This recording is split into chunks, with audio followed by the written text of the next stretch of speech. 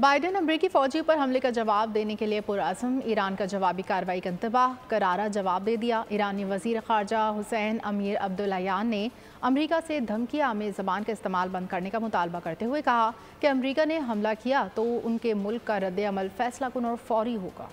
اردن ڈرون حملہ، ایران اور امریکہ میں تعلقات کشیدہ۔ ایران نے امریکہ سے دھمکی آمیز زبان کا استعمال بند کرنے کا مطالبہ کیا ہے۔ ایرانی وزیر خارجہ حسین امیر عبداللہیان نے امریکہ سے دھمکی آمیز زبان کا استعمال بند کرنے کا مطالبہ کرتے ہوئے کہا ہے کہ امریکہ نے حملہ کیا تو ان کے ملک کا رد عمل فیصلہ کن اور فوری ہوگا۔ ایران کے انقلابی گارڈ کے کمانڈر جنرل حسین سلامی نے کہا ہے کہ ہم کسی دھمکی کو اس کا جواب دیے بغیر نہیں رہنے دیتے، امریکہ کو سبق سکھا دیں گے۔ امریکہ نے اردن میں اپنے فوجیوں پر حملے اور ان کی ہلاکت کا سرکاری طور پر الزام ایران پر عائد کر دیا ہے، جس کے بعد ایران کے خلاف فوجی کارروائی کی راہ ہموار ہو گئی۔ یہ الزام صدر بائیڈن کی جانب سے اعلان کی صورت میں سامنے آیا۔ قومی سلامتی ترجمان جان کربی نے کہا ہے کہ ایرانی حملہ ایک منصوبے کے تحت کیا گیا تھا۔